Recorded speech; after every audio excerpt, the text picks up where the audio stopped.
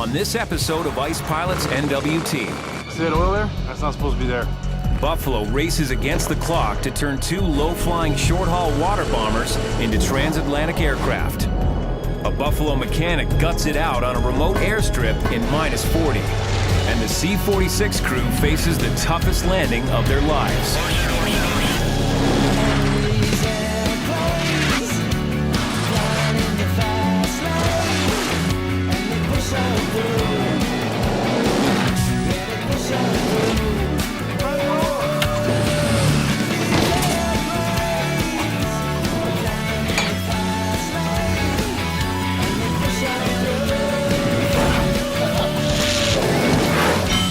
Hang on to your hats, boy.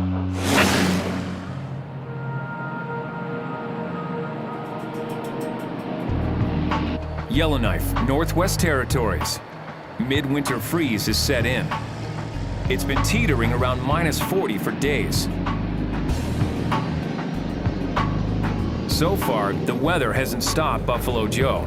He's still flying the daily passenger run from Hay River. But once the temperature slips below -40, even Joe stops flying. Where's Mike? She's anywhere from 41 to 44 below here right now. I don't anticipate anything moving more than this airplane here. If emergencies come up or anybody runs out of heat or lights or groceries, we'll take another look at it. They have a threshold for flying in these frigid conditions. 40, 40, 40. That's about it. That's -40 degrees in the air, -40 on the ground, and -40 at the flight's destination. It's the trifecta of no-fly weather. There's that -40 threshold. It's a magical number. Once you get past -40, once you see a 4 in front of the 0 on your thermometer, shit happens, man.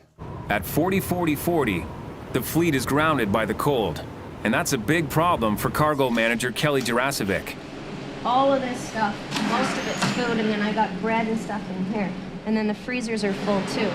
But we can only do what we can do. Buffalo Captain Devin Brooks is up early. But his girlfriend Janelle Glenn is still fast asleep. Thing's still going off. I seen her in the plane dressed in her camouflage snowsuit one day, and then we just started hanging out. That was it.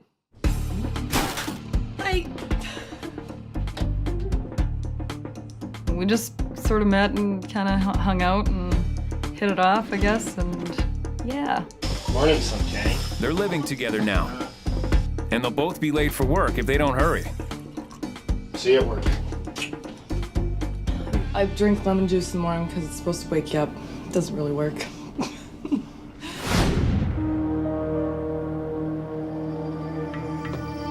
Devin shows up where Joe's keeping a sharp eye on the temperature. Okay, well, go to the public forecast and get me, if you can, your forecast. I mean, that's what's happening. I wonder what's going to happen. But once it hits -40, everything just freezes up quicker, and when you start a cold engine, more can go wrong. Devin's anxious to get flying. So is co-pilot Scott Blue. They get paid by their hours in the air. Checking the weather up the valley right now. Seeing the temperatures when it's cold. So it's still cold, Joe? Get rested up, take it off today, double up tomorrow. Sounds good to me. Okay. Thanks. It's still 40, 40, 40. Joe sends Devin home. But food shipments for the settlements up the Mackenzie Valley are backing up in the cargo terminal. So Joe's keeping one flight crew on standby and hoping it warms up just enough to fly. Nothing's moving in Yellowknife, but at the Buffalo hangar in Red Deer, Alberta, 1,200 kilometers south, there's a lot going on.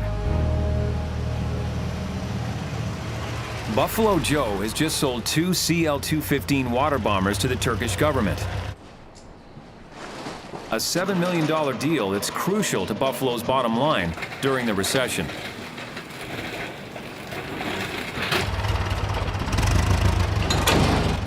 Selling the planes was the easy part. The challenge will be getting these lumbering, short-range, low-flying prop planes across the North Atlantic. Right now, it all rests in the hands and tools of mechanic Cory Dodd. It is a very big deal. The economy is basically going for shit. Everybody's, really scraping to get trips done and, find work and stuff. We're giving her. This is the way we got to make a living, so we got to do what we got to do. Yeah, it's gonna be good. Make some noise. Wake up the airport. As the chief mechanic for the 215s, Cory won't just be getting the planes ready to go. He'll be on board all the way to Turkey, too, in case something goes mechanical. Yeah, let's go give her a whirl. Start the engine. Get ready here.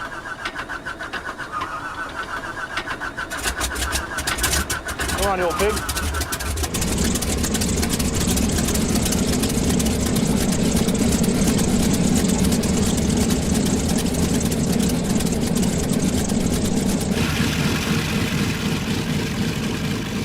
We're going to ferry them across the ocean, and once we get over there, we're going to probably do a 2 to 3 year contract to maintain and crew them. It's a dangerous transatlantic flight that these planes were never designed to make.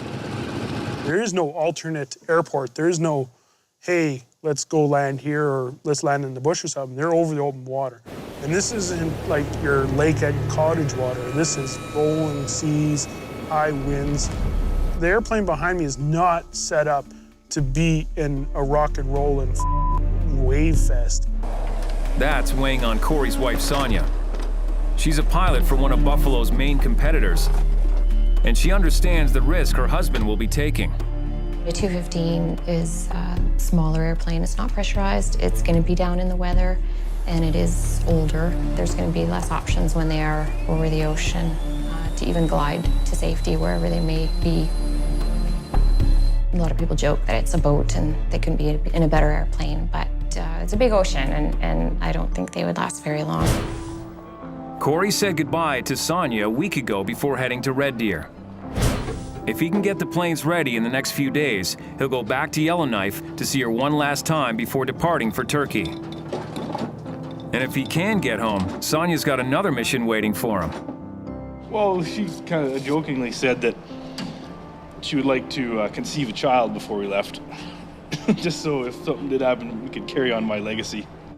Well, Cory's the man I plan to spend the rest of my life with, and if he doesn't come back, that's not going to work out very good. It's made us think a little bit about stuff that's important, like family. And maybe it's time to start that. But they can't start anything until Cory solves the major hurdle facing his dangerous flight: the short range of the 215.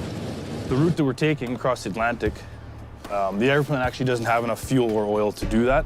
In summer, the planes could cross the Atlantic via the northern route, making short hops from landmass to landmass to refuel. But that route is too stormy in winter. They'll have to fly southeast across 2,000 kilometers of ocean to the Azores Islands, a 10-hour flight. But the planes only carry enough fuel for about 6 hours. Cory has to find a way to get an extra 1,000 gallons of fuel on each plane.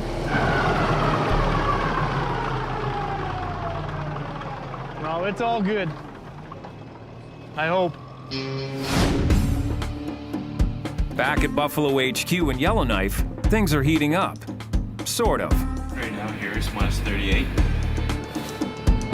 Warm enough for Joe to give the one standby crew, Captain AJ DeCoste, co-pilot Gord Cooling, and engineer Adam Smith, the go-ahead to fly. Oh, we're on the Mackenzie Valley food mail run. We're taking groceries, private freight, all the stuff that supplies the communities. They'll be delivering much-needed supplies up the Mackenzie Valley in one of Buffalo's vintage C-46 aircraft. And it's best to do the inspection before it gets covered in snow. Yeah, daily inspection. As the engineer on board the C-46, I have to be prepared to fix anything. Cylinders, tires, heaters. I've had to change many a thing up the valley.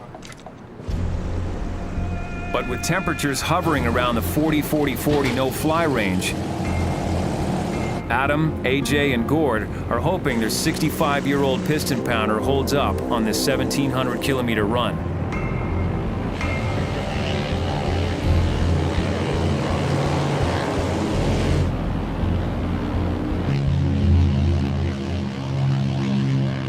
Coming up, TX70, this company decopy. Mikey loses radio contact with the C-46 and prepares for the worst. TX70, this company decopy. I got until about 7:45 before I can initiate an emergency response plan. On a day so cold that no one is flying, a lone Buffalo Airways C-46 cargo plane has been cleared for takeoff. It's carrying essential supplies to settlements up the Mackenzie Valley. But the number 2 engine on this plane has been acting up lately. Engineer Adam Smith believes he's got it running smoothly now, but as he and Captain AJ DeCoste and co-pilot Gord Cooling head to their first stop, things start to go wrong. We were on the descent into Delaney, and the engine started backfiring.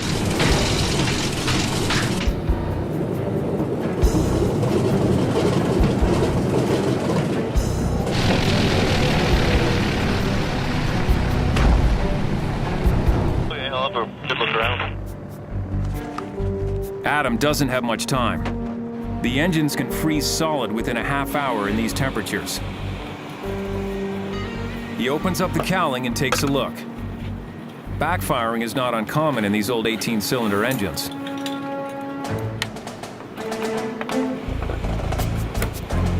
Adam doesn't find anything wrong. The real test will come on takeoff. If you're gonna have a big problem, you're gonna notice it most on takeoff power, because that's the biggest strain on the engine.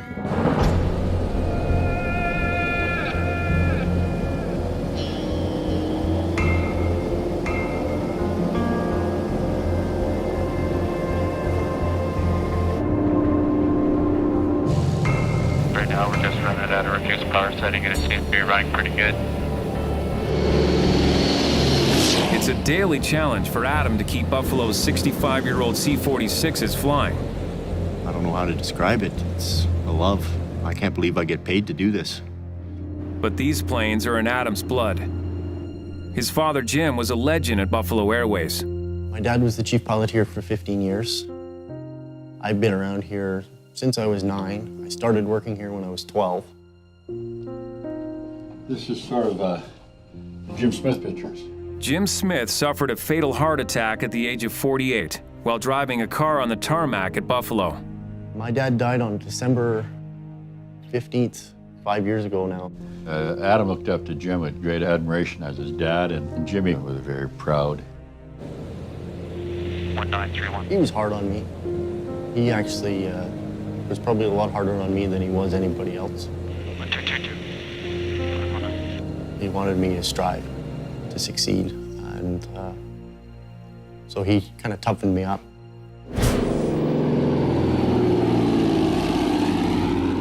Since then, Adam's kept these old engines turning in the raw cold. And today, there's a new challenge. Heading towards the settlement of Norman Wells, the number 2 engine begins to lose power. Maybe it's a top cylinder or something if it's not leaking in oil, eh? Yeah, maybe. Could be a mag. Could be high tension. Are you afraid?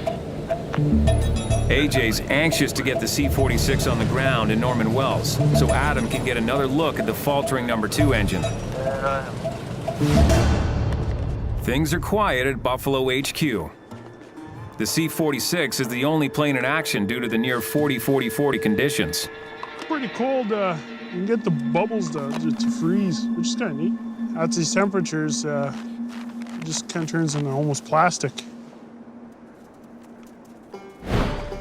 For Devin and Janelle, the cold presents a unique opportunity. We're going ice fishing. Got the bait right here. Since nothing's moving in the cargo terminal, Let me do it. Let me do it. I got the magic touch. Janelle has the day off too. Ice fishing, man. Like, nobody goes ice fishing, I don't think, anymore. Do it again.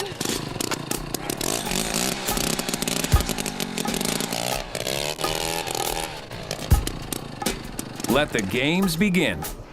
Brains before beauty. Jig it, baby, jig it. I'm jigging her. Give me a fish, other than tuna. Like, I know the fish are around. We have to catch one. People deserve to catch fish when they go ice fishing, okay? Yeah, it's a lot of work. You know what? We need a freaking fish. We have a lot of fun together. Just give us a little tiny fish. Anything. It just works, I guess. I just even want to bite. I just want to thrill, you know? I don't really care. Do you get off on the thrills, Miss Glenn? Yeah. Janelle has lightened up this usually gruff captain, but the future for this couple is still up in the air. You know, I could get another job and go, and she could go someplace. I think he cares about what I want to do, you know, and he knows that I care about what he wants to do. It was a good day. It was fun. We didn't catch any fish. We're gonna head home, have a hot shower, go to the grocery store and buy some fish.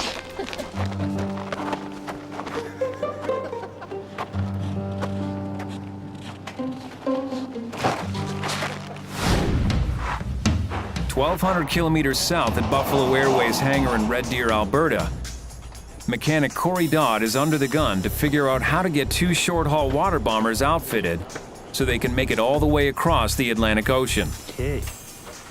Now we're talking. Buffalo Joe is expected in a few days to check on Cory's work. Pressure? I don't know, you just got to deal with it. I can't get too worked up. You just got to make things happen. Oh yeah, crunch time now. Now we got no more excuses. Cory's found a solution to increase the fuel capacity of the 215s. We're using these rubber bladder tanks. We're going to plumb them right into the actual airplane's tanks and then use auxiliary pumps to pump fuel from the cabin into the main tanks. That gives the plane an extra 1,400 kilometers of range. 529 U.S. gallons. So it'll be approximately 3,000 pounds. With 2 tanks per plane, Cory will be riding with 6,000 pounds of extra aviation fuel in his back seat. He has to make sure there are no leaks and no room for a potentially fatal error. Oh yeah. It's the first time Buffalo has attempted a trip of this scale in a plane this small. We might have let a little more air out. This is the first time we put them in a CL-215s. These tanks have been around the world several times. Probably been to Indonesia 5 times through Hawaii. They wouldn't have needed as much fuel as this requires to go through the Azores. It's a gamble, but there's just no other possibility for getting planes and crews safely to Turkey. If we can't make it to the Azores, basically we're screwed. And if Cory's plan doesn't pass Joe's inspection, they're doubly screwed. Visibility to the west through to the northeast. The C-46 is on approach to Norman Wells, with the right engine continuing to act up.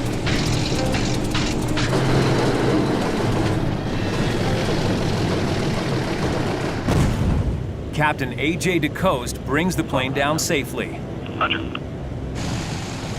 The extreme cold has left Norman Wells Airport all but deserted. Buffalo mechanic Adam Smith is on his own to find the engine problem and fix it.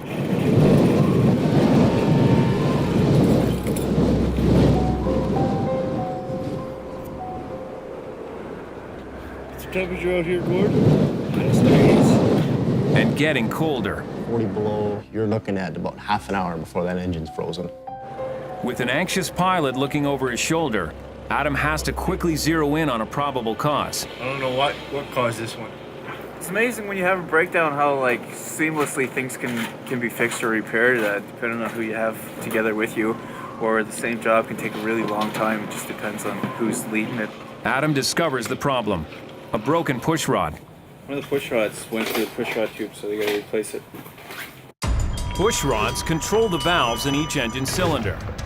Spinning cams push the rods, opening and closing the valves in proper sequence. In these temperatures, it's not easy installing a push rod to micromillimeter specifications. It's a race against time. Your hands freeze up pretty much right away. They stop working. You freeze the backs of your ears if they're not protected, your nose. My glasses freeze to my cheeks. Everybody's cold. You gotta be really quick because the engine will get cold. And could freeze solid in minutes. It's all in Adam's hands. And his hands are freezing. Still to come. Oh, we're gonna beat this shit. Devin and co-pilot Scott Blue try to land in deadly wind shear. No speed. Call the f***ing speed. On the deserted Norman Wells airstrip in 40 below, mechanic Adam Smith is replacing a push rod in the C-46's right engine as fast as his frozen hands can manage. And he has his late father, Buffalo's former chief pilot, to thank. My dad is the reason that Joe has C-46. If my dad hadn't come to work for him, he wouldn't have gotten the C-46s. Jim Smith inspired Buffalo Joe to expand the fleet, and he inspired his son to do his best. My dad basically took me under his wing. I'll work till the job's done, and that's all because of him.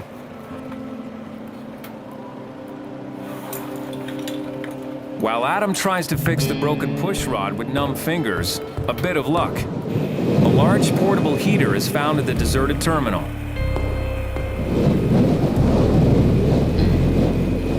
In the north, you grab what you need, no questions asked. This is a Herman Nelson.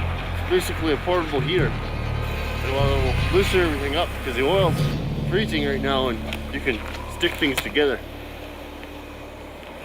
All the oil's sticking together, so it makes it a little bit more of a challenge to fix things.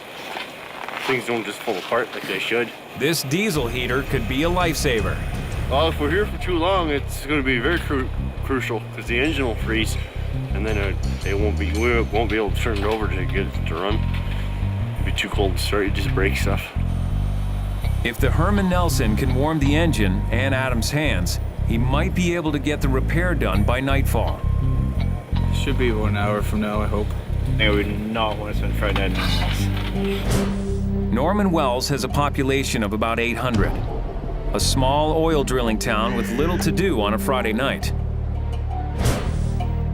On the frozen tarmac, the portable heater has done the trick. We had to change the tube, change the seals, find the right length push rod because they're different lengths. You gotta sometimes put the push rod in 4 or 5 times till you get the right length. The repair is done. The crew hurries to get the C-46 ready for startup, hoping that the engines haven't been exposed to the brutal cold for too long. If you can't move the propeller, you won't be able to start it.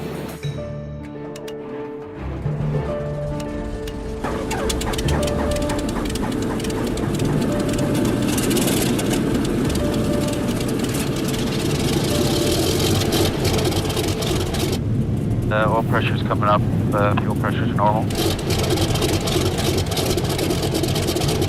Now we can get out of here. Carry on and go home.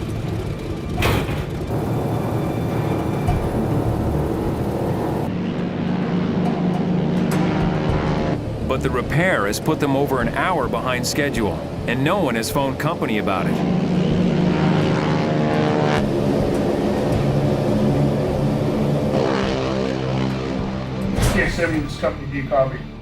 Up here, it's not uncommon for a plane to be out of radio range from HQ. I can't get a hold of KXW.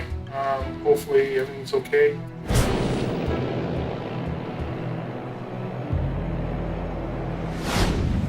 In Red Deer, the boss has arrived. This is your 500-gallon drivey? Nope, right there is 529. That's it, brand new one. Mechanic Cory Dodd is ready for the inspection of the new fuel and oil systems he's just installed. What do you got? This is your 539? That's 529. The giant fuel bladders, accessory oil drums, and new fuel lines should extend the range of the water bombers for their trip overseas. But the final call belongs to Buffalo Joe. And it's vented? Nope, these tanks aren't vented. Joe has his company and the lives of his crew riding on the CL-215s, and he won't take any chances. And the oil? The oil. Those right here. Where do these go? Those go up through the back of the wing into the tank, oil tanks. If there's anything that doesn't meet with Joe's approval, it'll be back to square one for Cory. Has he ever used this in real extreme cold weather, these tanks? I don't know extreme cold weather. No, I mean, if it turns 30 below here, we're not going to go anywhere. What about these lines breaking? If one of the crew steps on a cold fuel line during flight, it could rupture the plastic hose and cause a dangerous leak. Oh, no, it's just that, you know, you gotta be very careful of plastic hose in the extreme cold weather. They do breakable. But no, it's not a lot of high traffic air. Nobody going back here, either Cory or Norm. No, he's just got his normal mumbo jumbo comments. And that no one can really understand, but we all know what he's getting at, so. It's very good, very well. I like the setup there. Cory's system passes muster. I guess he's pretty happy with everything. He had one little concern about the clear fuel hose, but that should be not a problem. Keep them safe. Sit in your seat. Now Cory can set up a test flight and just maybe get home to see his wife Sonia before he has to leave for Turkey. But Sonia fears they'll have to put their plans to start a family on hold. I just have to go with the worst case scenario, that I'm not going to be able to see him before he leaves.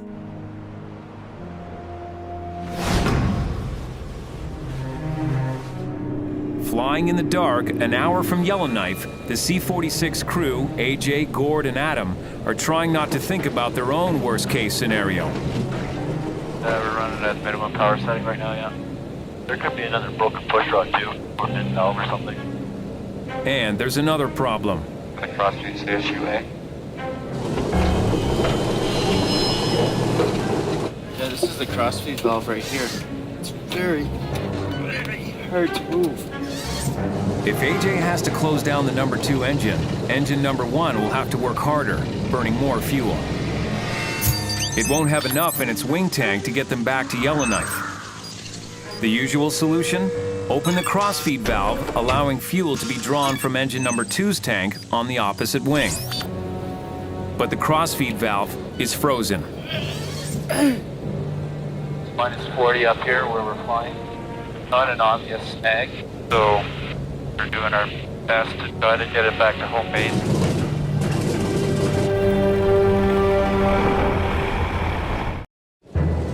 It's been a hell of a day for Buffalo Airways C-46 crew on the Mackenzie Valley run. The only plane flying in freezing 40-40-40 conditions is having serious problems with its number 2 engine. Captain AJ DeCoste and co-pilot Gord Cooling are trying to get home to Yellowknife with engineer Adam Smith, hoping his recent repair work holds out a little longer. If we were forced to shut it down, then we'd be landing at the nearest airport, so. Back at Buffalo, Mikey tries again to reach the mysteriously delayed flight on the radio. TXW, this company, copy? The C-46 is still out of radio range 50 kilometers from Yellowknife. I got until about 7:45 before I can initiate an emergency response plan. Mikey gives it one more try. TXW, this Is Mikey trying to get hold of us? We'll be landing in about 20 minutes. Okay, copy that, 20 minutes. The flight's back in radio range, and everyone's okay. We're going to be coming straight in on 09. Yeah, just front of the hangar, and then we'll open up and throw her in. After traveling in darkness for hours, the lights of Yellowknife are a welcome sight to the C-46 crew. Finally, decks got 3 green, curve is cool, tables long, hydraulic pressure's up. 1 flux to go. Sheet there, Gord. You got it there? On approach, AJ decides to keep the backfiring number 2 engine running.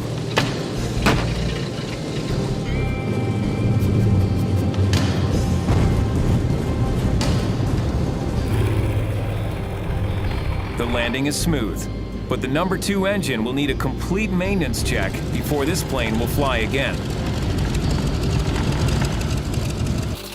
Thanks, AJ. But Adam Smith has one more job to do before he can get out of the cold. Tent it all up, you're frozen again by the time the airplane's put to bed, and then you go home and jump in a hot shower.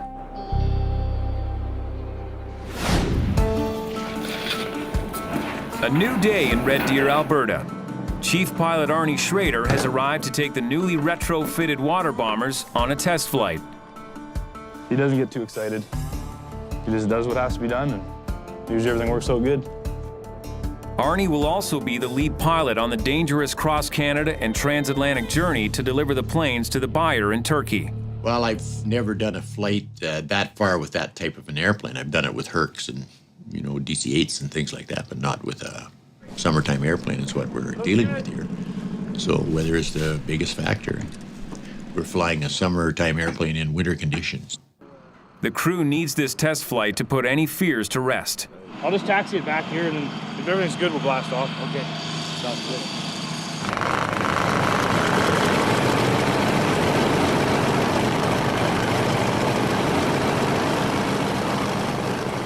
They haven't even left the ground, and there's already a problem. See that oil there? That's not supposed to be there. We got a pretty good oil leak on the oil cooler, so we're gonna have to change that out before we go for test flight. We got a couple other little oil leaks on the engine. If they hadn't caught this leak, the results could have been disastrous. The cooler's The cooler's yeah. He's pissing out the bottom of it pretty good. We'll go when he says we can go. It's worth the wait. Oh, I'd rather fix this here than fix it in a life raft in the ocean, so. Cory needs to fix the leak and get the test flight done today, or else he won't make it home to see his wife. I do hope I get to see him one last time before he goes across the Atlantic. That would mean a lot to us. Cory and his team work feverishly to repair the leak in the engine cooler. This won't take very long. Finally, this CL-215 is ready for a test flight. I'm ready to go here anytime.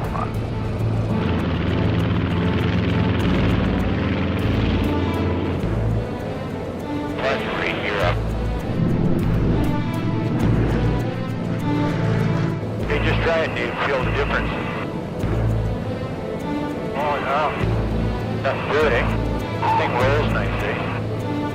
Arnie flies the 215 full out. I think she's pretty good, Cory. What do you think? Oh, yeah, whatever. Go ahead, back. I'm happy. I don't see anything wrong with it, eh?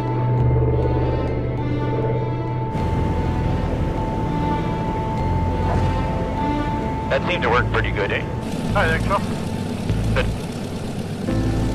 The water bomber passes the test flight with only a few minor adjustments to be done. It's Miller time. Those are little snags, yeah. Little snags that can be dealt with by the other mechanics. Cory's got a flight to catch. I'll go back see the wife and maybe make a child, see what happens.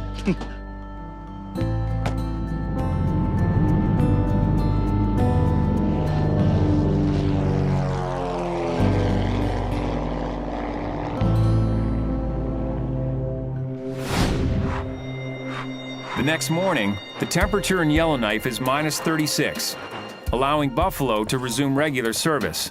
Well, today's not as bad as it was yesterday. Still cold, but it should warm up during the day, so the food needs to go. After a couple of unscheduled days off due to the 40-40-40 conditions, Captain Devin Brooks is glad to be flying the Valley Run today. You made us laugh. I can't push, buddy. I can't push either because it's no room. Devin's co-pilot Scott Blue is also his roommate. How's the early morning wake-up call go?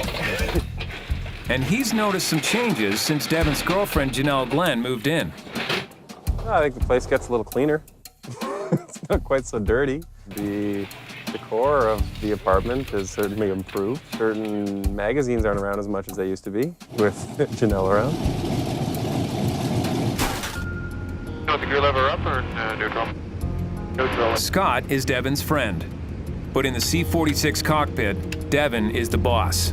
I'm trying to teach him what my captains taught me. And just because he's my roommate, I can probably say a little bit more to him. He's old enough, older than me. He can take it.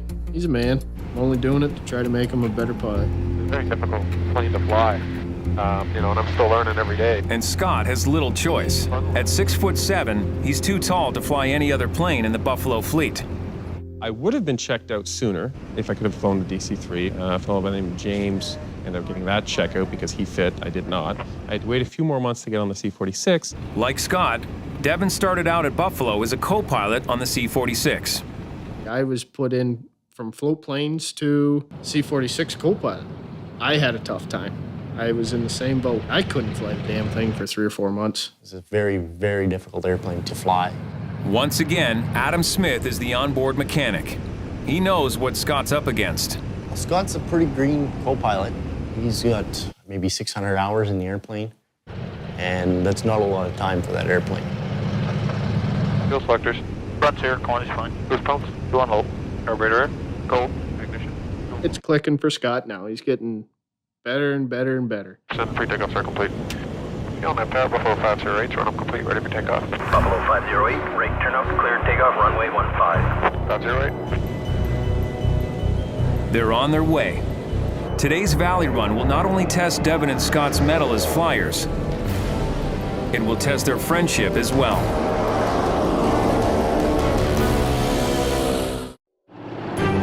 With clear, calm skies over the Mackenzie Valley, C-46 Captain Devin Brooks makes the most of this flight, taking the vintage warplane down to a low altitude.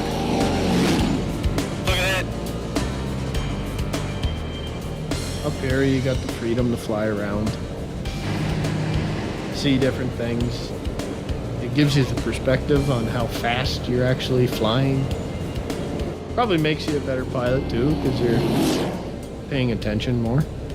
Sure, you're on a flight plan, but it's uncontrolled airspace, and that to me is fun right now. It's fun now, but there's trouble up ahead over Toledo.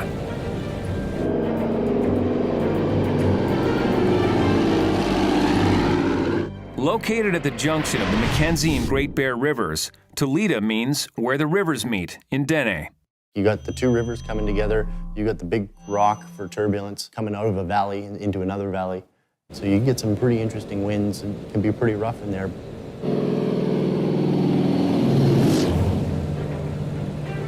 We got a warning that there was wind shear in Toledo, but up to that point, everything was fine. Converging bodies of water and land formations like Bear Rock, right beside Toledo's airstrip, can whip up volatile flight conditions on final approach.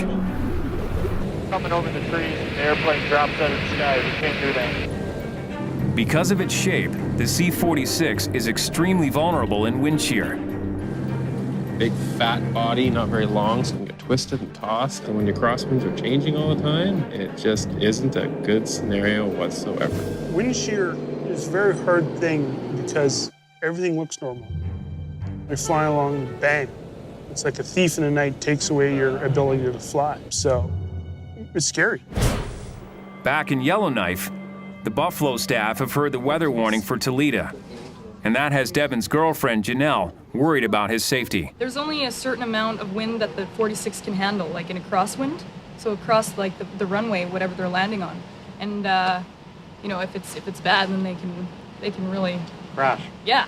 Flying is just one huge calculated risk, right? Hopefully the pilots are trained enough to deal with it. As the C-46 approaches Toledo, the threatening 1,000-foot-high Bear Rock looms large. From past experiences, you know that Bear Rock is always turbulent. From our perspective, it's just stay away from it. It's bad. I've seen lots of wind shear in there, and lots of rough turbulence. As the wind buffets the plane, Devin gets set for a wild ride. Watch that speed every couple knots, call it out. Pilot flying is dealing with flying the aircraft, looking outside of the cockpit, you know, quick glances. I was watching Devin as he was making his approach. He put full left-hand aileron in, and the airplane stayed level. And when I saw that, I go, oh, this is going to be bumpy. Oh, we're going to beat this shit. My job as a co-pilot is to assist the captain. You slip into train mode, everything becomes, you know, short, sweet, to the point. Say it quickly, say it loudly. Your reactions have to be like that. Any variation. Scott knows a co-pilot's responsibilities on approach. Their head does not go out. Their head stays in the cockpit, and they're just scanning everything. Calling airspeeds. 95, 85. But knowing what to do and doing it under pressure are two different things. All the speeds.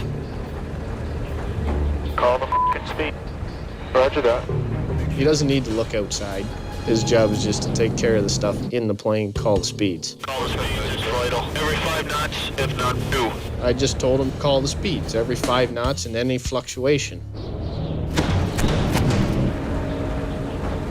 You gotta call it, man. It's 20 knots.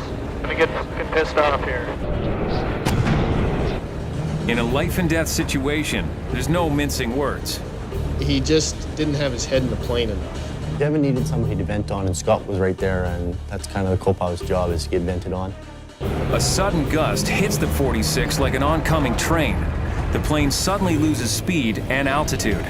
When I hit the wind shear, I seen it on my airspeed that it dropped 20-25 knots. I've never seen a 25-knot loss and 200-foot loss like that. Wind shear blasts them head on.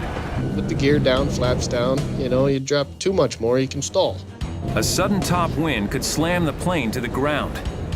110. 100. Devin descends lower, just feet from the runway. 105. Go around. Overshoot, overshoot, overshoot.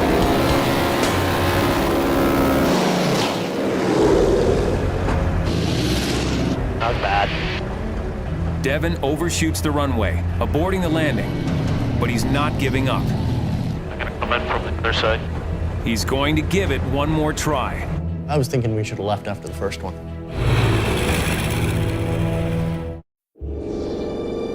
On final approach to the remote airstrip in Toledo, C-46 Captain Devin Brooks has already made one attempt to land in extreme wind shear. Overshoot, overshoot, overshoot. In 10 years flying in this airplane, that's the worst wind shear I've ever seen in Toledo. Despite the treacherous conditions, Devin wants to give it one more try. I just had to. I got one. Take it up 23. 23. I'm gonna take it. Pops up.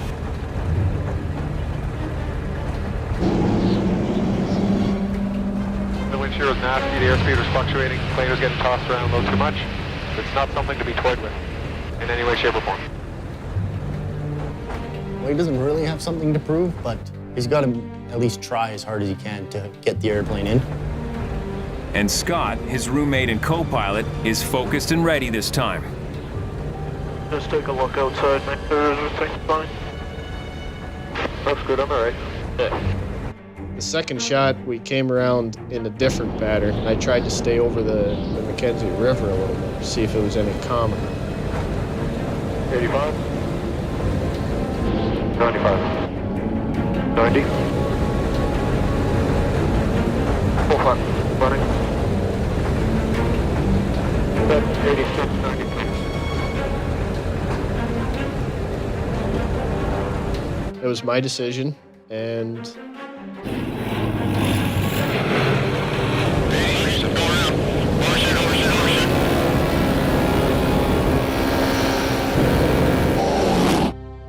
I didn't feel like wrecking the airplane. Being the youngest captain at Buffalo means don't be an idiot, don't let it go to your head. I guarantee you every one of us has a little cockiness streak in us, but you don't take that to the left seat of an airplane. The wind shear was so close to the ground, we could have landed and slid off the end of the runway, or something else worse could happen. Wind shear, 100 feet off the ground. We're just going to leave Toledo's freight on board and go home. What do you think, Adam? Oh, it's way too rough, man. It's not worth it. I don't really care if they don't get their food. Let's get the out of there. They can have their groceries tomorrow. I'd rather be alive sitting here talking to you about it than make a stupid mistake. That's being the captain of an airplane, Ed. These guys are all my responsibility. They have input, but at the end of the day, it's my responsibility as them.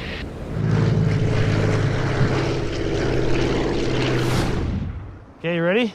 As soon as he's home, Cory and Sonia rev it up in the Great White North. A chance to forget about the dangerous trip he's about to embark on. You can't dwell on if you're gonna crash or die or whatever. You just gotta plug away. You just turn into a nervous wreck if you're constantly worried about all that stuff. But it's impossible for Sonia to dwell on anything else. No, I won't see him until they delivered the planes and then they've come back to Canada, whenever that is. As a pilot, I can understand someone wanting to do a flight like this. I would love to do a flight like this. As the wife of someone who's going to be part of the ferry crew, it's worrisome. And then the big trip will be from St. John's to the Azores. Wow. Yeah. They just got to get there. They will. They will. Yeah. Absolutely.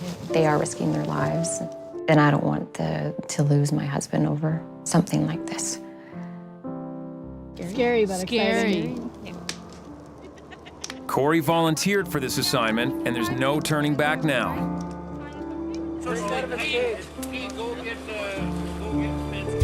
Next time on Ice Pilots NWT. Buffalo Joe has a meltdown over an operational screw-up. Goddamn clean shirt I've covered before they... C-46 Captain Devin Brooks faces a tough decision over a job offer in Africa. And a Brit and his dog struggle to make it to a remote outpost to start a new life.